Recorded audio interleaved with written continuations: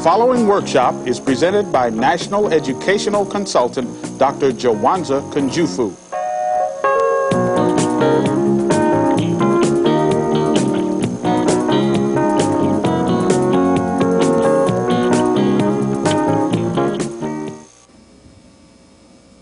Are you going to accept Mrs. Jones's offer to be in honor classes? Are you kidding? I can see it right now. All of my friends talking about me and calling me a nerd. I know the feeling. They still call me stuck up because of the grades I get and the way I talk. That's why I dropped out of honors classes. I think it's harder on the brothers myself. If you can't fight, play ball, or get high, you're just not with it. Well, I'm not trying to compare, but sisters are vicious. Listen, why don't we cut 9th period geometry? You want to go to the park? Word, let's get out of here right now. All right, let's go. I'm a consultant across the country in a program titled Closing the Gap between white and black students. The average white European child in our California test is scoring at the 60th percentile. The average black African American child is scoring at the 30th percentile. Now, we believe there are 5 major reasons for this gap. One reason has to deal with teacher expectations. There are many teachers who lower expectations for black students. Another reason for this gap lies in parental involvement. There are some parents that are not involved and supportive of their children's education. Another reason has to deal with student self-esteem. There are many children that do not feel good about themselves, that do not like the way they look. Another reason for this gap lies in the curriculum. It's not motivating, it's not relevant, and also learning style. Children learn in different ways, and many teachers give left brain lesson plans for large numbers of right brain thinking students. But the major reason, or one of the reasons we're going to look at today for this gap, lies in peer pressure. There are 5 major reasons for this gap: teacher expectations, parental involvement, student self-esteem, the curriculum, and peer pressure. And we wanted you to be with us today because we want to look at the impact of peer pressure on academic achievement.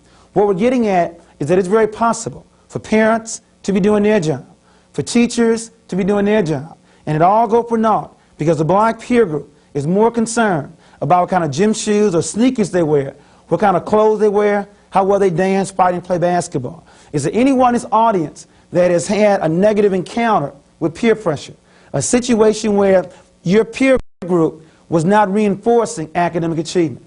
Can anyone give some example of how their peer group was not encouraging them to do a good job in school? Anyone? Yeah. Judy? I have an incident like in our class we have free bells, which is like a study hall. And some people who have study hall will ask other students who drive to school, like instead of studying for a test, to take them somewhere to get something to eat or whatever. And if they say no, then they'll say, well, you're a nerd for staying to study. You don't have to study. I mean, study tomorrow when you get home, or, you know. And again, the person that had the study hall had the car. And they were trying to get that person to leave study and go get them something to eat? Yeah. Okay. Anybody else with an example where negative peer pressure did not reinforce academic achievement? Anyone else? An example like that? Where your friends did not encourage you to do a good job in school? Anyone else? With a situation where your peers did not reinforce academic achievement? I have some peers that they do, but then they don't. So it's sort of like... Well, that's good. You have some that do and some that don't. Some that do and some that don't. But Describe they don't those really, that don't. They don't really, it's not that they tell you don't go to school or something like that, but I have people who say, well, why don't you come over my house? And then we'll do so and so and so and so. And I'm like, well, I have to go to class because I have already missed so many days out of class. And it's like, well, you can miss one more day. It's, no, I can't. So I go to school anyway. But, and then some, you should really come to class because you're missing out on so much. Okay, a little later on we're going to talk about which way do you side, with those that reinforce or those that don't. In my latest book titled, To Be Popular or Smart, we also interviewed students across the country, those that had good friends and those that had bad friends. And I just want to share with you an excerpt. One of the brothers named Lamont, who was one of the ones influenced by the negative peer group. This is what Lamont had to say. I can get an A on any test I want.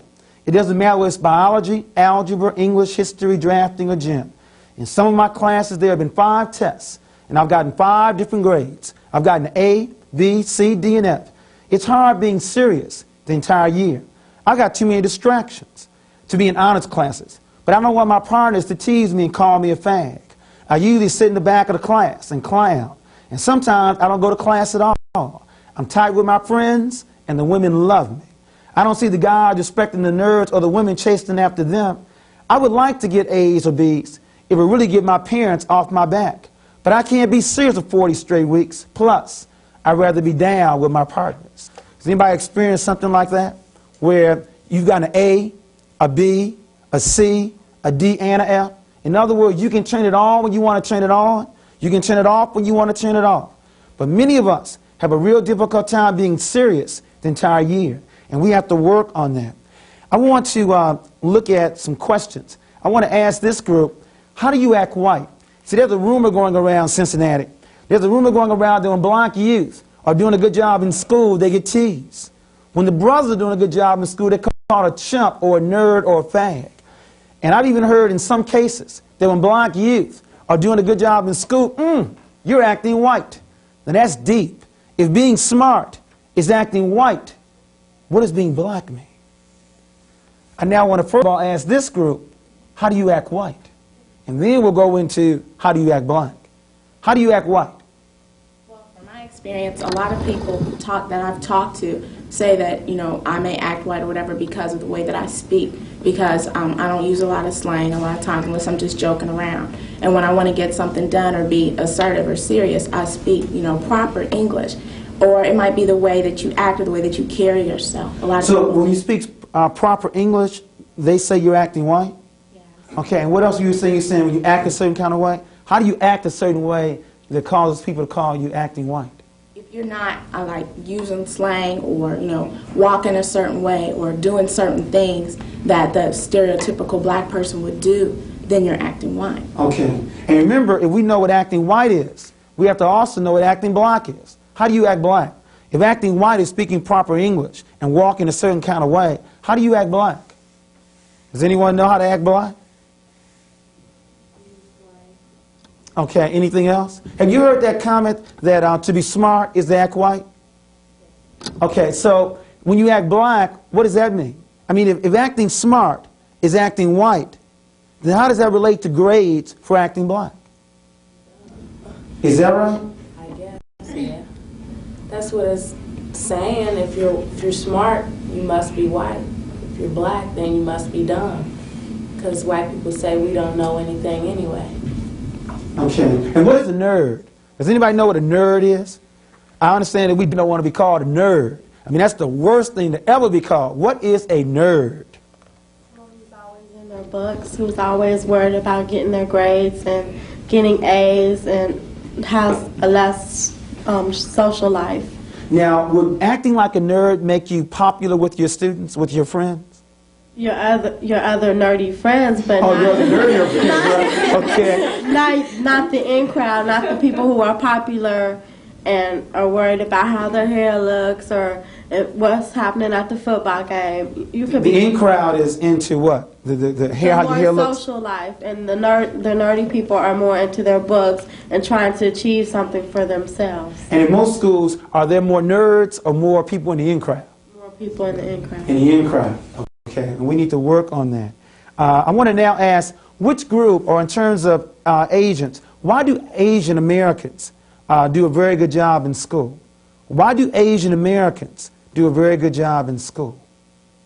They constantly study as well. Okay, so they study more. To reinforce your point, Kevin, on the SAT, the average Asian on the SAT is scoring 920.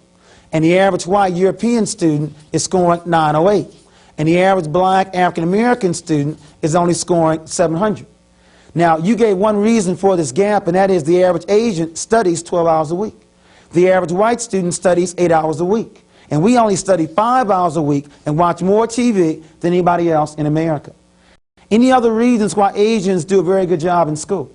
Well, their parents kind of emphasize schoolwork a lot. Okay, so their parents reinforce academic achievement, and you think that sometimes their parents may reinforce achievement more than African-American parents?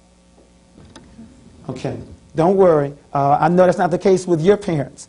But let's go on to the second part of the question. Why do African Americans do such a good job in sports? In the NBA, 86% of the NBA basketball starters are black, except in Boston.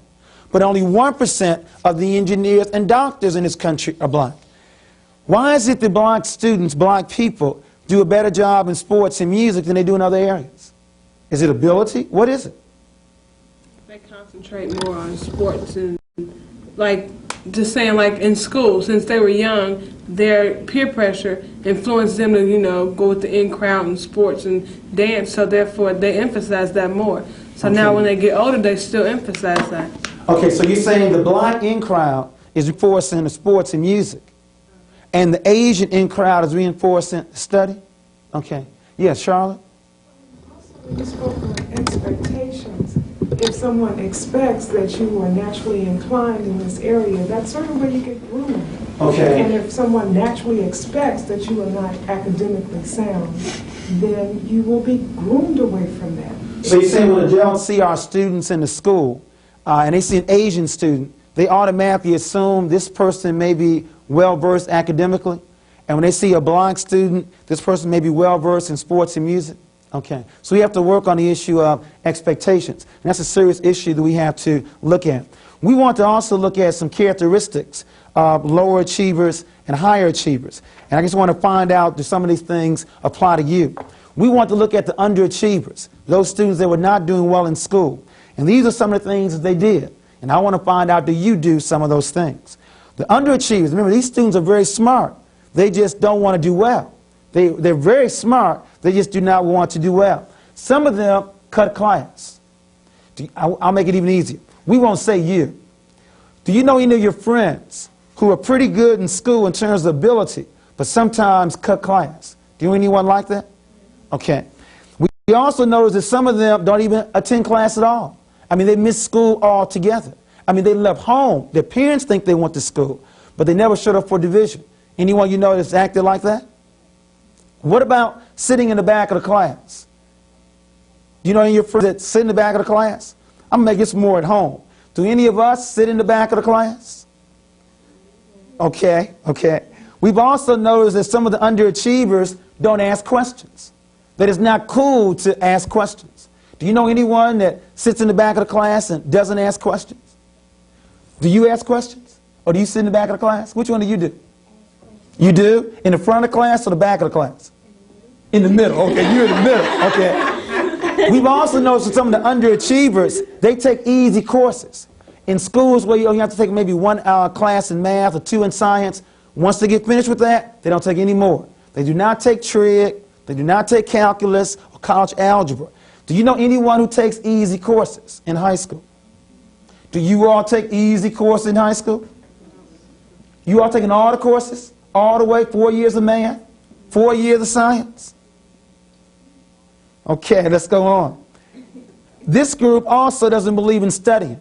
Okay, they're afraid their peer group is going to call them a nerd. Do you know anyone like that? That also wants to avoid studying? And then lastly, this group does not want to be called a nerd, a brainiac, an Oreo. What's an Oreo? What is an Oreo? A person who's black on the outside but is white on the inside. Black on the outside but white on the inside. Now elaborate. I mean, how do you do that? You're black, you know, you're black, but on the inside you perceive yourself as being white. You do your work and you hang around a lot of white people and you act white. Okay. And remember, this group surely would not want to be called an Oreo. And last but not least, this group does not speak standard English. They would never go to a museum, and they always listen to black music. They don't listen to classical music or anything else. They have to listen to a certain kind of music. Now, that's the underachievers. But we also have some higher achievers. Is there anyone in this audience who's a higher achiever? Higher achiever. They can tell their peer group no. If you can tell your peer group no, raise your hands. Okay, now we will find out right now if you fit into the higher achiever category. Now, this group, though, also wants to be part of the in crowd. In other words, they decided, I'm going to find a way to be smart and still be part of the in crowd.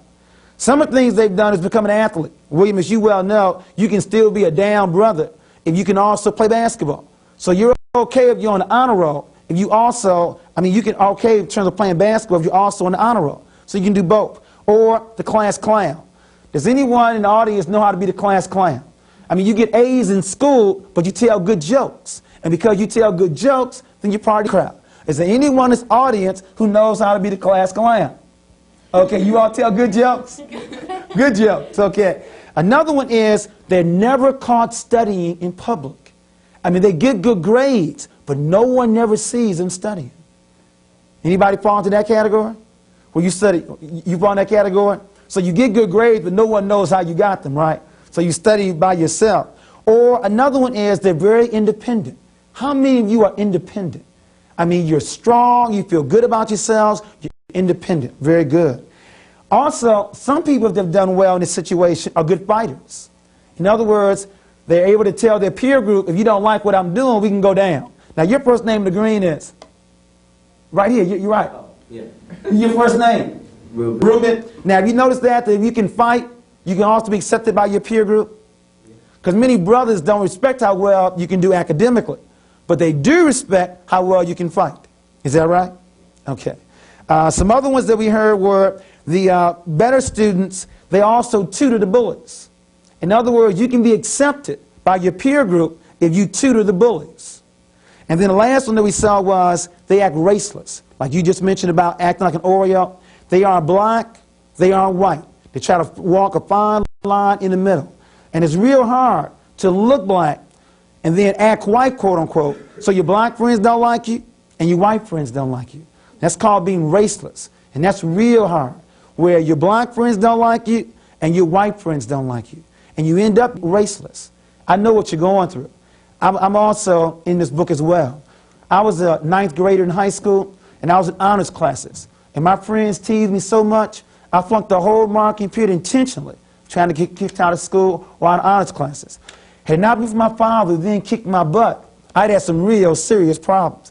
But the compromise was I got a chance to run track and be involved in martial arts. My friends like that, running track and being involved in martial arts. But it's real tough dealing with the peer group, and we have to work on that. But what I want to now do is to look at black excellence. You see, I was real concerned about if you thought that being white was being smart, then that means that being black is being what? Okay, and I won't even put dumb on the board. That's embarrassing. But I have a real concern with if being white is being smart, then what does being black mean? You see, before 1954, we didn't act this way. Being black meant being the best.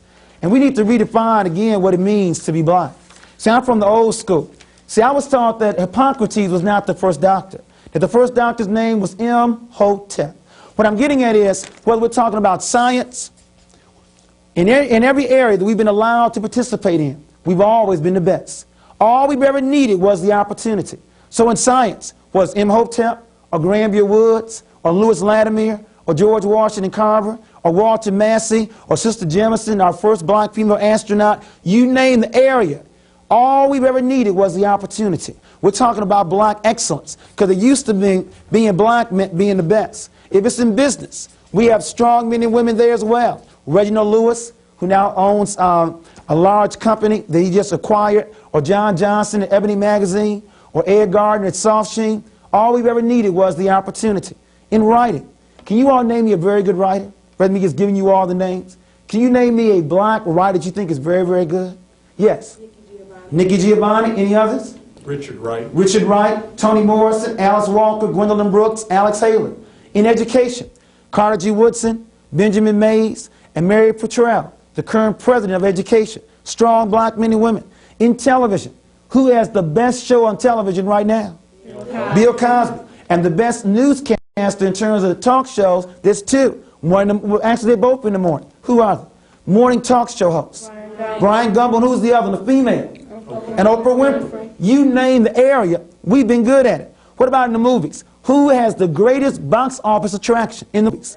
Eddie Murphy. And then you add on people beside Eddie Murphy, Cicely Tyson, and Jones, and Lou Gossett. You name the area, we've been good at it. Let's move to music. Name some top stars in music. Michael Jackson. Who else? Anita Baker. Luther Vandross. Stevie Wonder. Aretha Franklin. What about sports? Who's the best basketball player? Michael Jordan. who has rushed for more yards in football in the history of the sport? Rushed for more yards. Just retired from Chicago.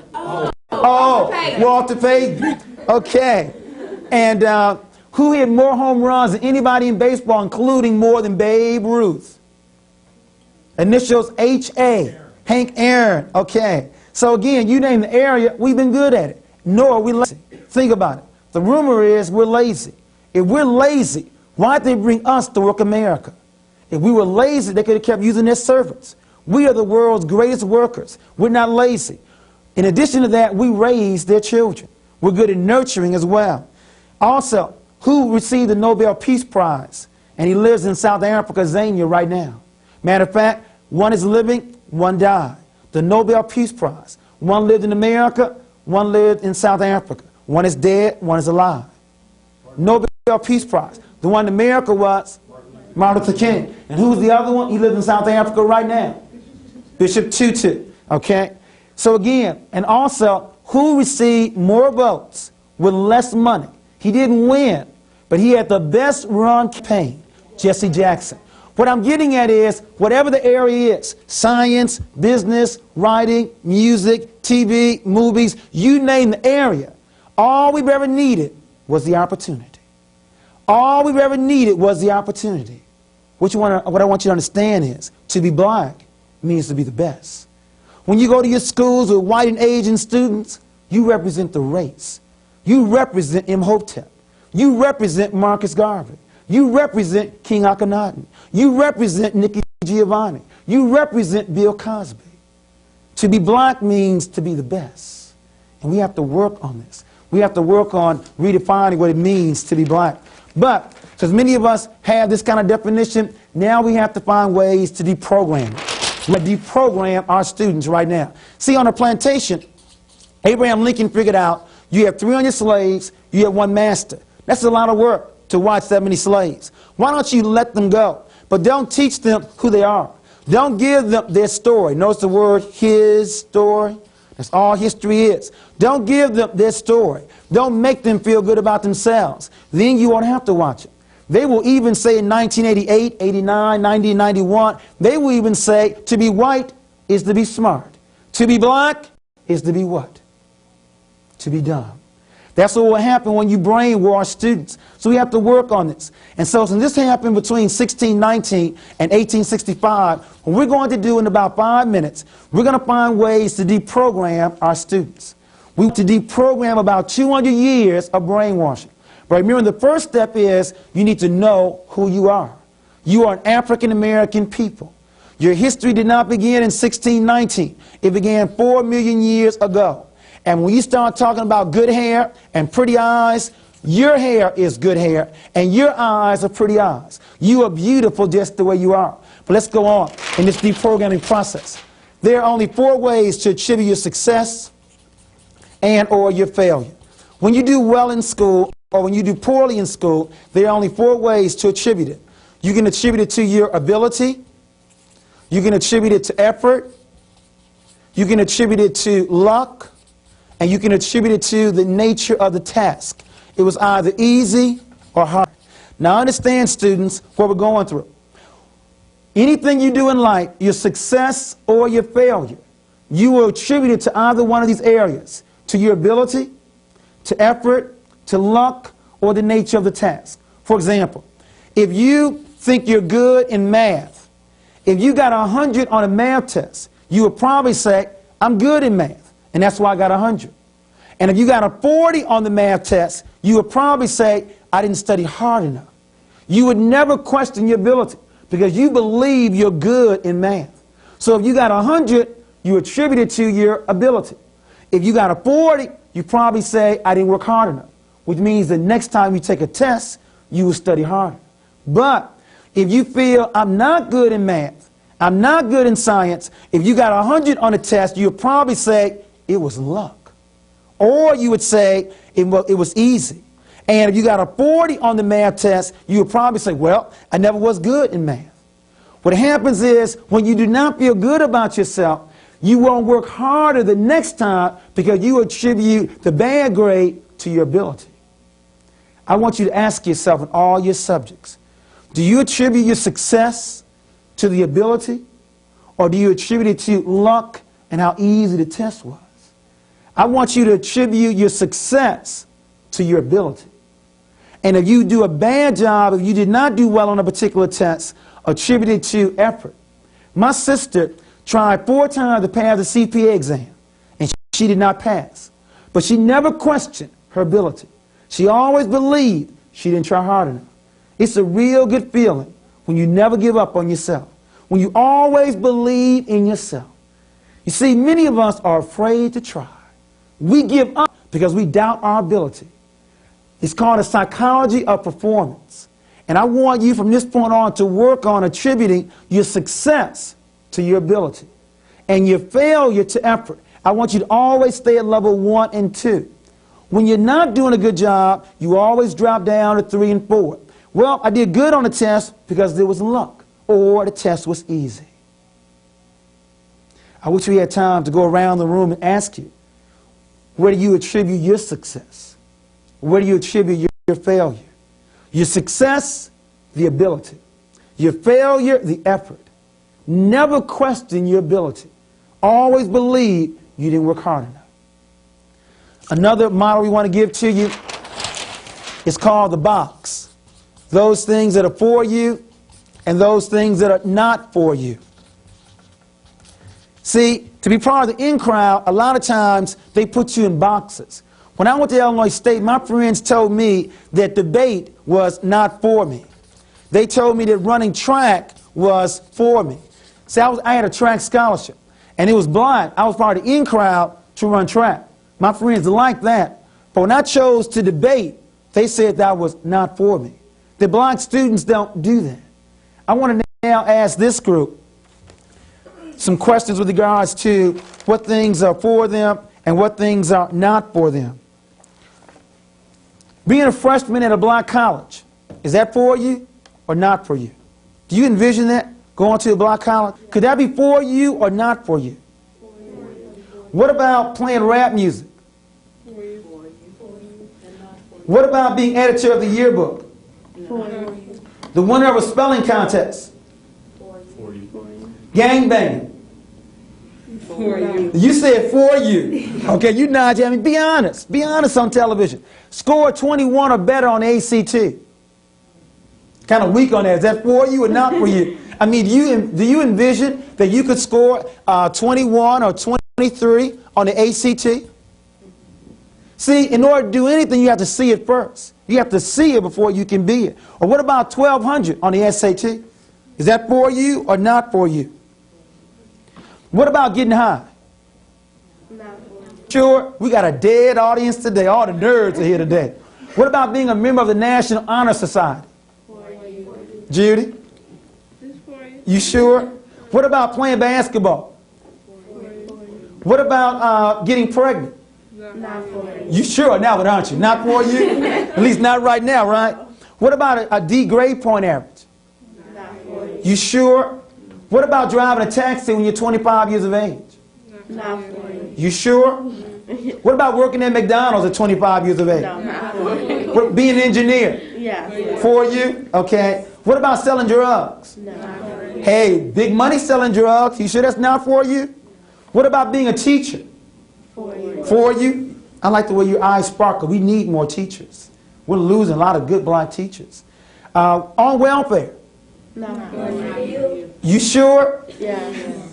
Owning your own business? Okay, very good group. We have to work on this because what we've noticed is many of the peer group, they want to put you in boxes. Those things that are for you, those things that are not for you. Can you imagine if I had listened to my friends back in 1970 and chosen not to debate, I wouldn't be here today.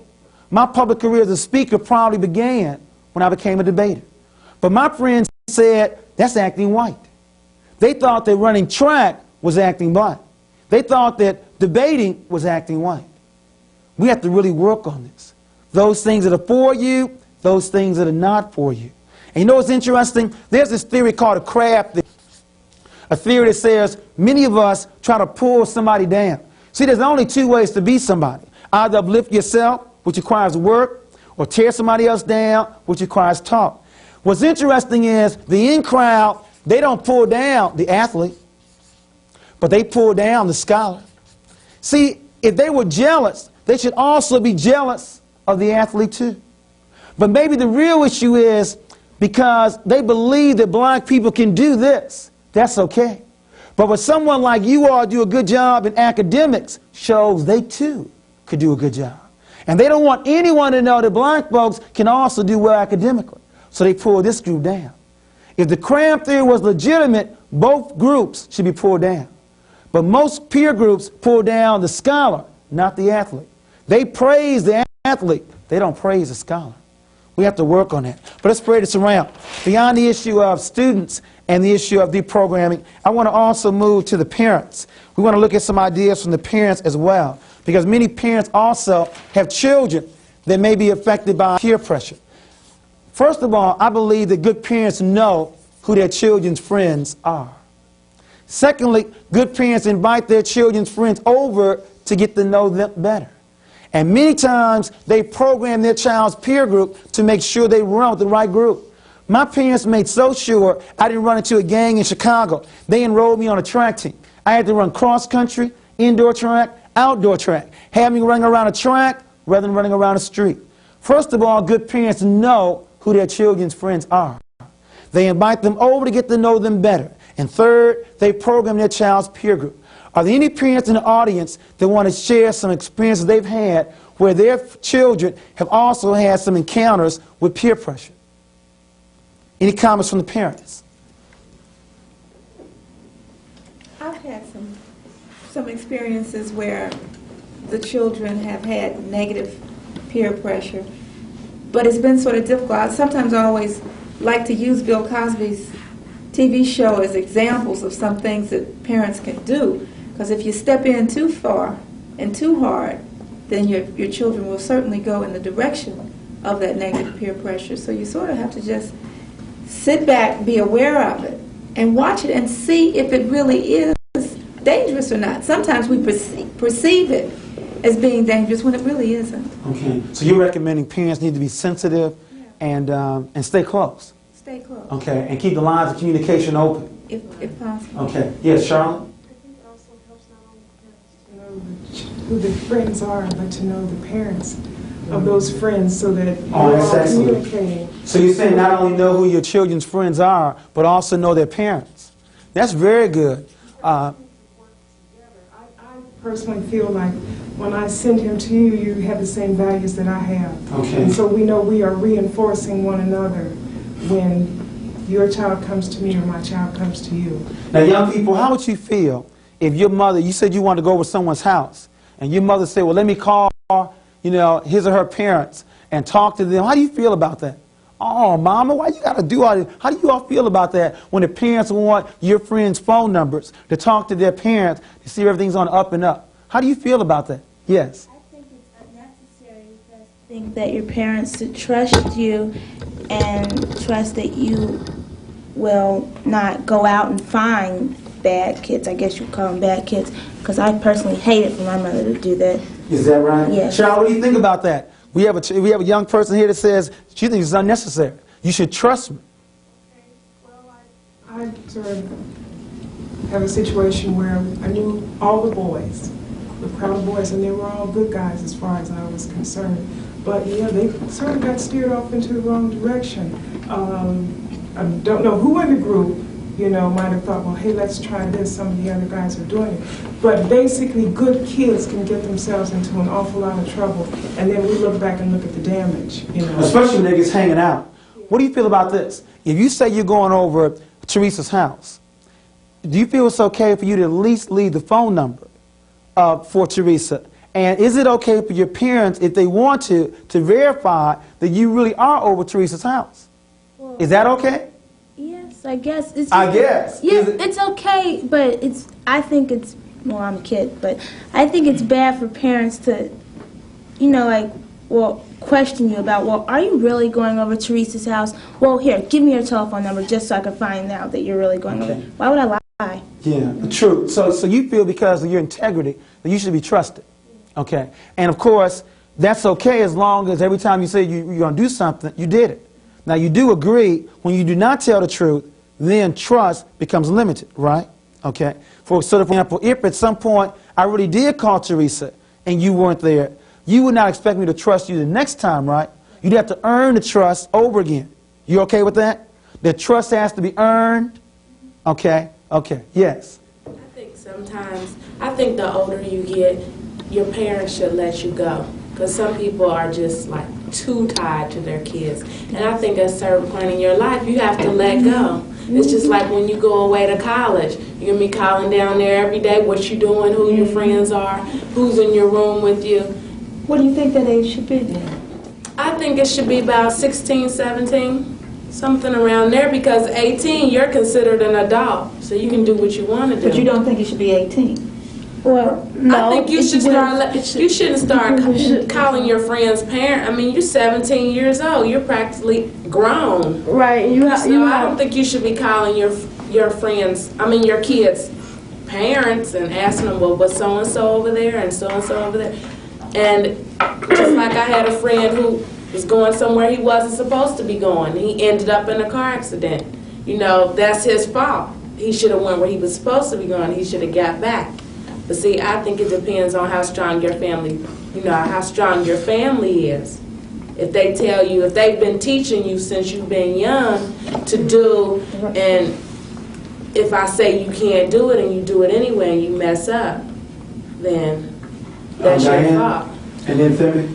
One situation that happens a lot of times with children, not that, to comment on her, not that you don't trust the child, it's just that you want to be sure that since this child lives at home with his parent, that it's okay with his parent to have this child come over. So therefore, when we call to check, we're not calling to check to say, is so-and-so at the house? We're calling to say, so-and-so have your permission to have custody. Then a lot of times you will find that you trust the children. And the children, if they're going to do something that you are not in accord with them doing, they will have so-and-so being their friend answer that phone. And therefore, you will be talking to so-and-so's big sister or somebody and thinking you're talking to the person giving you permission. The child can still get around doing what they're supposed to be doing if they're trying to get around it. I think the key, though, is that knowing who the friends are and the communication with the parents is something that should happen when the children are very young, so it becomes a ritual and everybody understands that this is what's going to happen. By the time the child is 16, 17, and 18 years old, hopefully that foundation of expectations on both ends has already been set, and then the trust could begin to build even more at that point. True, and reinforce that point. A lot of times what good parents also do is they have check back every so often. There's nothing worse than a child going out at Saturday at 1 o'clock in the summertime, and you don't see them until 9 or 10 o'clock. All kind of things can happen. So good parents say, why don't you check back around 3 o'clock? And then check back at 5 o'clock, and then at 7 o'clock, and then at 9 o'clock. We're not saying you still can't get involved in negativity, but you only had 2 hours to do it before you had to check back and, check in again. So that's important, because many of our youth simply hang out too much. But beyond the issue of this one, I also want parents to begin to ask their students about what it means to be black.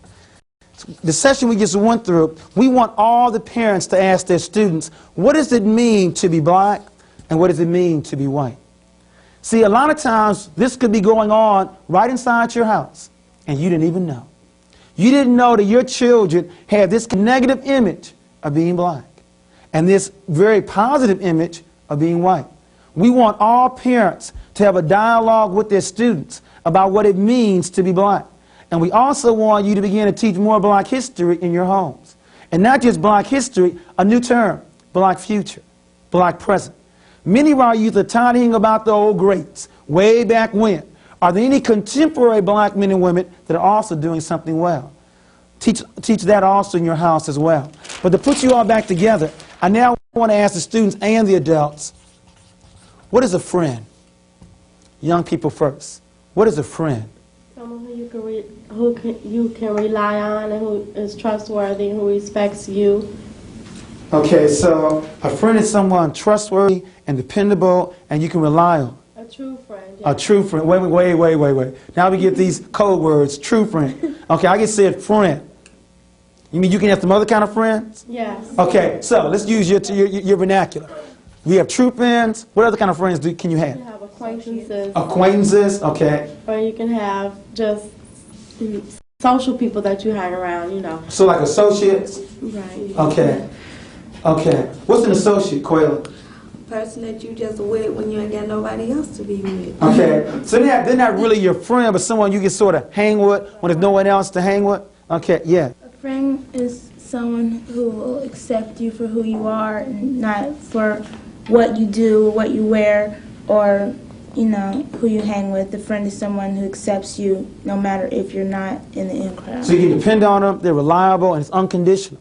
Let me ask you this. Would a true friend do something negative to you?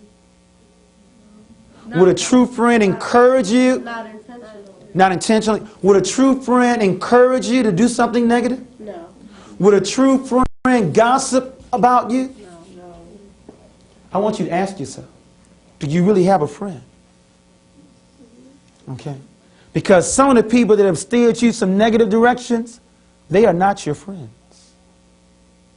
They are not friends. If you have someone who encouraged you to cut class, is that your friend? If you had someone that wanted you to steal something from a store, is that your friend? I believe some of you have had some people that you really did call your friends, who really did encourage you to cut class. Don't lie to me on television. You've had some friends that you call friends that encourage you to cut class. And I even believe some of you might encourage them to cut class. I won't say this one. Even I think some of us have also been involved in stealing from time to time too. We have some people that say they're friends that encourage us to do this. And you have to watch that. Because they are not your friends. Now I want to ask you, for people that encourage you to do negative, why would you still want to be with them? And if it's harder talking about you, we'll talk about other people. Why do you think some people have people that they call friends who encourage them to do this? Because they want to be part of the in crowd. They want to be able to fit in. Okay, so typical situation of the in crowd. You have 9 people. You have 5 people that are being negative. You have 3 people being positive. Now it's your vote. Now, you have 5 being negative, 3 being positive. You have to decide which way you're going to go. Many of us, of course, choose to fall in right here because they outnumber this one. Simple majority, party in crowd. Another one I think I hear a lot of times is those are my parents' rules. Many young people do not like following their parents' rules. Anybody want to testify on that? Just simply break rules because it's their parents' rules. I just want to be me, and whatever they say, I'm going to do the exact opposite. Have you ever known anyone like that? If my parents say yes, I'm going to say no. If they say 10 o'clock, I'm going to say 11 o'clock. Is that you, Quaylee? I'm glad you said. I sure didn't want to mention your name, girl. Quaylee, testify. What is it sometimes about, I just don't want to do what they say? What makes you feel good about that sometimes? I don't know, you just don't want to do it because you're sick of hearing it. You sick of hearing it? Yeah. Do you think do you think about whether it's right or wrong?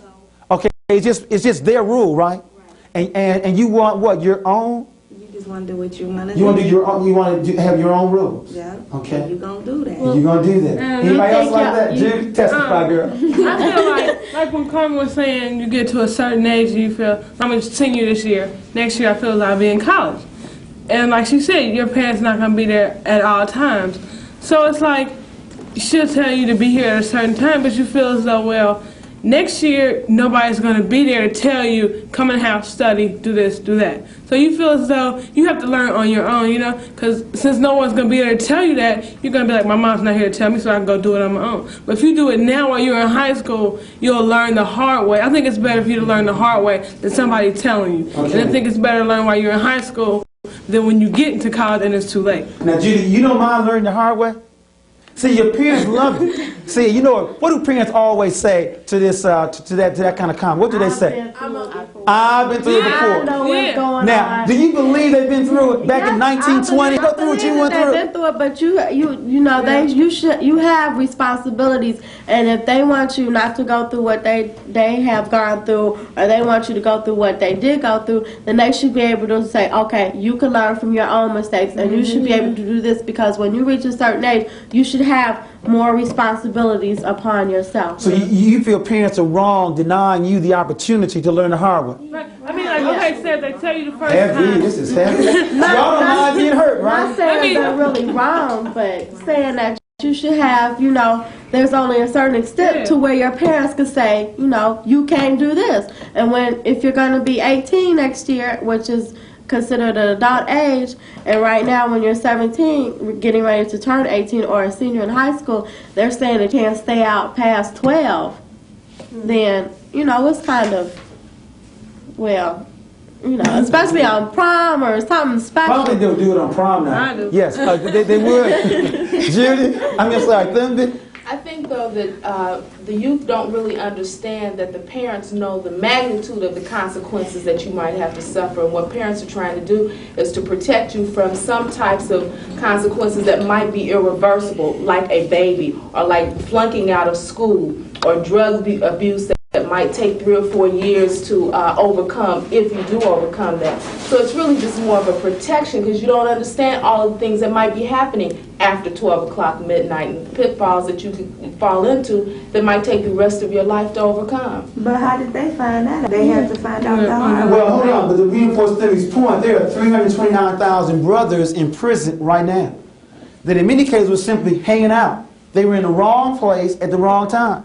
And many times the police, they don't care who they get. Somebody robs somebody, they just want to find one person that they can just catch very quickly and put them in jail. Timmy's point about teenage pregnancy. Last year, there were 1.2 million white, black, and brown girls that were pregnant. And you all keep saying, but it ain't going to happen to me. Right? It's not going to happen to you? Not this early? And the same thing with dropout. I mean, we have a national dropout rate of 23%. In most large cities, it's 50%. That's not going to happen to you either, right?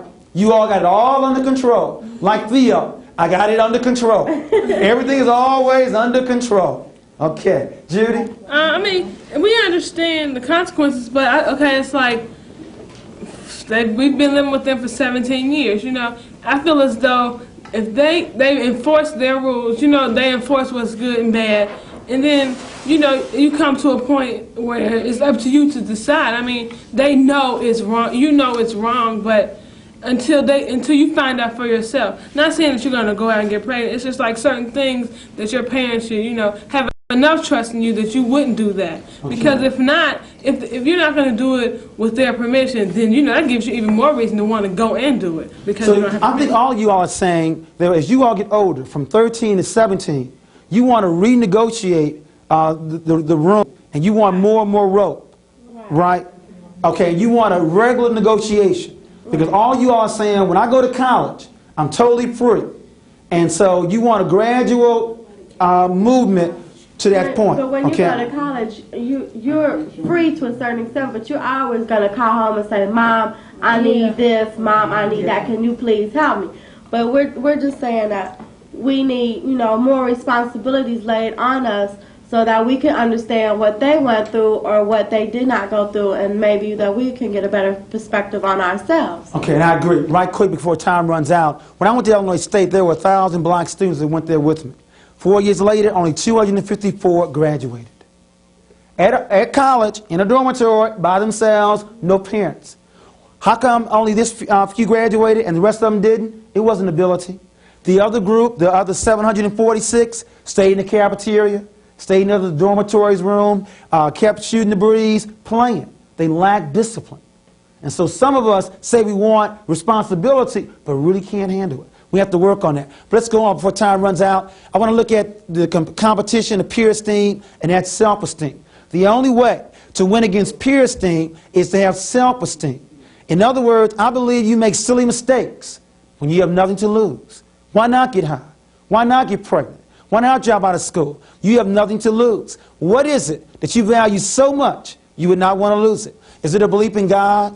Is it unconditional love from your parents? Is it high expectations from teachers? Is it feeling good about your race? Is it knowing where your talents are? Is it knowing you're going to college, that you have a career down the road? I have studied to say that little girls do not get pregnant when they know they're going to college. See, the real issue is you have to be able to tell your friends no.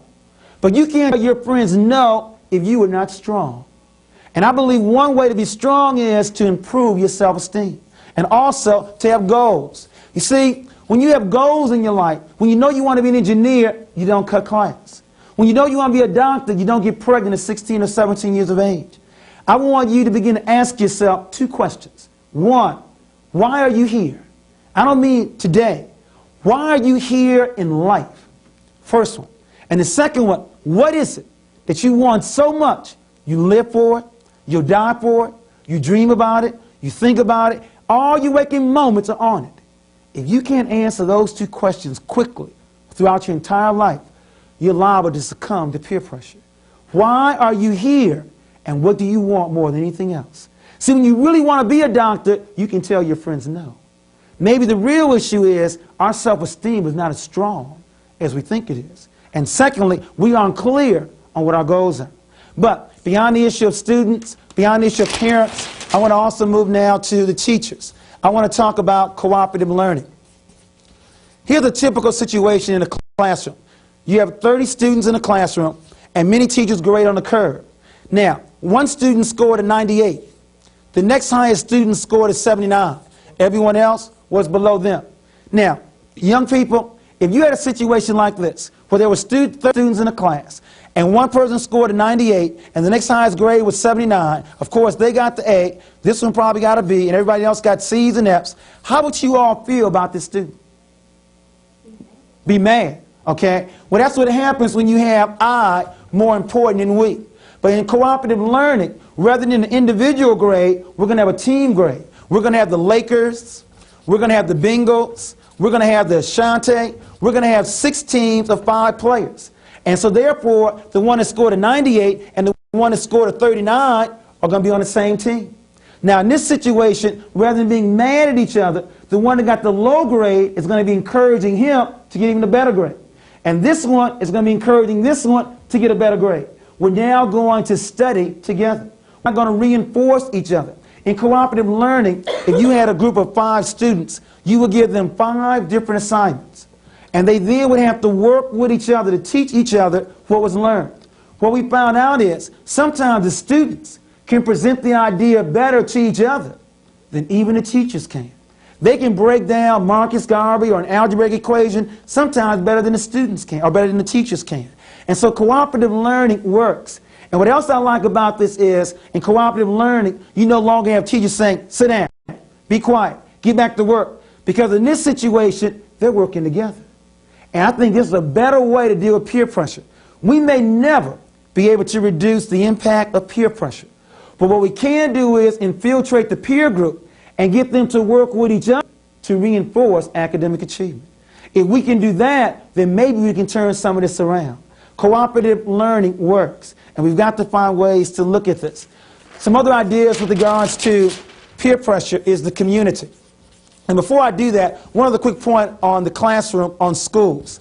In your schools, is more glory given to the athlete or to the scholar? More trophies, awards given to the athlete or the scholar?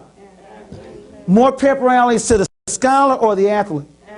We have to work on that. We want more schools giving pep rallies and trophies and medals to the scholars. I can understand the NBA giving more glory to the athlete, but not schools. I also want schools to quit dealing with tracking, where you have the advanced placement, the honor classes, the regular classes. We want all students working together, because when they work together, they can reinforce each other. See, in a class where one child got 100 and another child got 40, there should be no happiness here. The one that got 100 should be helping the other child that received 40. What Jesus said, what you do to the least of these, you also do unto me. See, the Asians study together. Black folks need to study together. We always study by ourselves. We need to start studying together and reinforce each other. And then lastly, for the community. In the black community, are there more programs that work with black youth in sports and in music, or are there more programs helping black youth in math and in science and in language arts? Which one? Sports and music. So you see, adults, we are giving our youth negative messages. Not only do schools give more glory to sports and music, but so does the community. There are all kinds of programs in Cincinnati, LA, Baltimore, Detroit to reinforce sports and music. But where are the academic programs for math and science and language arts? NAACP has one. It's called AXA. Upward Bound is another very good one. We need more programs that reinforce academic achievement. And you know what's interesting? The rumor is we have a shortage of black men. There's not a shortage of black men to be Little League baseball coaches, to be basketball coaches, but where are the black men in math and in science and in language arts? I don't believe it's our young people's fault. I believe the reason why we have figures like this, remember I gave this figure in terms of the MBA and engineers, I believe it's because the black community reinforces this. We have a lot more programs in sports and music than we do in math and science. And we have to begin to work on these kinds of issues. Are there any questions or closing comments from the group with regards to how we can monitor peer pressure? We've tried to first of all look at its impact and then look at what students can do, what parents can do, what teachers can do, and we also want more community activists to design programs in math and science and language arts. Any closing comments from the group? Yes? You made a statement earlier that if you're strong, you could, turn the pressure away if you're positive about yourself. And I believe that it all starts, when you're young at home with the parental relationship. And as you all grow, with your parents and stuff, and you have trust, and you do good in school, your parents monitor you or whatever, that it'll grow and you'll be more confident in yourself. And so when that pressure comes, you'll be able to turn it away. Or maybe. So you recommend parents to become involved very early. Yes. And you want more programs in the classroom and the community that start working with peer pressure at a very early age. Yes. Okay. Any other closing comments from anyone? Both adults and young people. I think that we could begin by looking at ourselves because we individually are part of that peer group that we're talking about. And if we decide among ourselves that we're going to elevate some things, for example, like engineering and math, etc., then we become a peer group and then we can dictate. Right. And in closing, remember, to be smart is to be black. Being black means black excellence. Now remember at the beginning, we had a negative encounter between peer pressure. Now let's look at a positive interaction between a brother and a sister that handle peer pressure very well. Quayle, we need to take this chemistry test seriously. Yeah, you're right, Kevin. Why don't you take 3 chapters and I'll take the other 3 and we'll just study together? Sounds good to me.